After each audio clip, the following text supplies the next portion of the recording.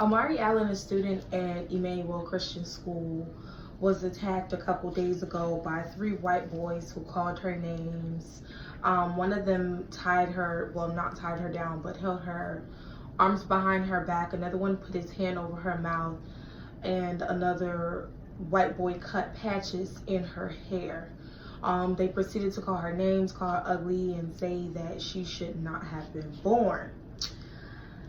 A lot of problems here, a lot of things to unpack, but I think I'm gonna just kind of hit some points and then be done with this video, because this is something that we haven't seen and heard before. First problem is the parents of the boys. Obviously, we know that racism is something that's taught. We know that intolerance is something that is learned behavior, and we know that the lack of diversity in one's scope is based on their surroundings and that reality and what, you know, they are subjected to seeing every day. Now, the Emmanuel Christian School is about 50% white and about 14.4% African American and or black. So they are obviously not used to seeing black people, but it doesn't mean that they're not coexisting or, you know, getting along with them or seeing them in the classrooms. So, you know, I wouldn't doubt that the display from these young boys is something that they have seen or heard from their parents before, and the parents should be embarrassed. I know as a parent, or if I was a parent of one of those boys or 3 of them, I would definitely be embarrassed. So parents are obviously to blame for this behavior. You should have taught your kids better. It's 2019, you know, racial injustice and racial demonstrations are no longer acceptable, especially when they're coming from children. So if we know that this racial injustice or these racial behaviors or slurs and things of that nature are coming from kids, they're definitely coming from the adults first. So first problem is the parent. Second problem is obviously the idea that Christianity is something that we, or in this child's perspective, is considered the only way for her to get an education. And granted, I know that there are a lot of areas that have, you know, public schools or, you know, privatized schools that don't necessarily have spiritual backgrounds and things like that, but the child, Amari Allen, explicitly said that she doesn't feel like she belongs in a Christian school, and she probably is right.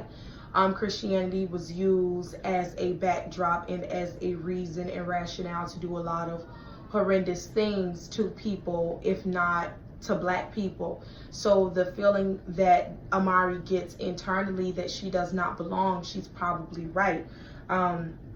And, you know, I think that it not only stems from this situation, but it stems from her experiences at the Emmanuel Christian School as a whole. Let there be no doubt about what was done to her. It's meant to instill fear. You know, that's what happens to a lot of victims of verbal, physical, mental abuse, domestic violence, you know, molestation at a very early age. All of these things are meant to instill fear. So needless to say, I would not doubt, especially if this isn't handled with the proper precautions and proper repercussions aren't taken, I seriously doubt that those young boys won't go after her again, because I personally believe that it was a stage setter. And, you know, when a violator looks to set the stage on you, it is things like this that they will do. It could be, you know, something as simple as a crush, because, you know, in elementary school, when kids don't really know how to express themselves, they tend to, you know, do the nitpicking and things like that. But, you know, I don't think that this is a simple crush. I think this is something that is meant to instill fear. And I do believe that if the proper precautions and measures aren't taken, that she will be targeted again, and obviously that's not what we want. So as usual on Just Us, I'm about solutions. Tuition at Emmanuel Christian School is pretty high. For the highest grade offered, it's about $10,900. I personally would take that $10,900 and invest it elsewhere in my child's education.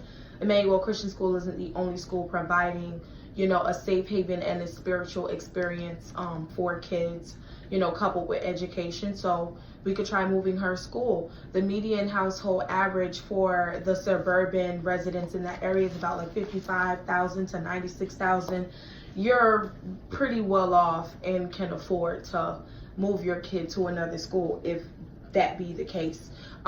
Because at the end of the day, we all know that money talks, or if we don't know that by now, we should know that by now. So yes, the school agreed to do an investigation, but with the general population of about 410 students, 50 being boys and 50 being girls, out of 410 kids in a privatized school, I highly doubt that no one saw, no one heard, and there was no one around, and that, you know, an investigation is going to need to be lengthy, or there will even be a question of what exactly took place, because it's only 410 kids. So, you know, once again, money talks. My kid would have been out of there.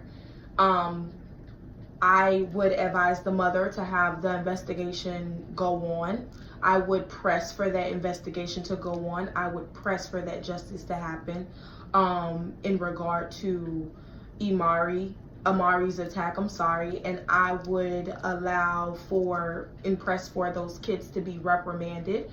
I would want to sit down and talk with those parents.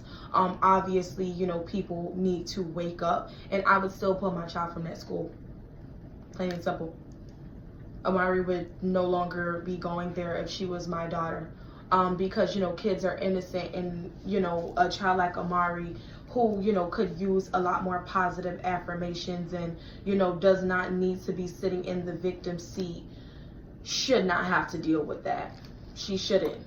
And as a mother, if I have to spend $10,900, $11,000 on tuition or whatever the case may be, I'm damn sure not dealing with my child coming home, you know, with uneven locks, being called ugly and things of that nature. You people are either just gonna have to shape up and shake out of that, or we're blowing this pop stand in a discussion.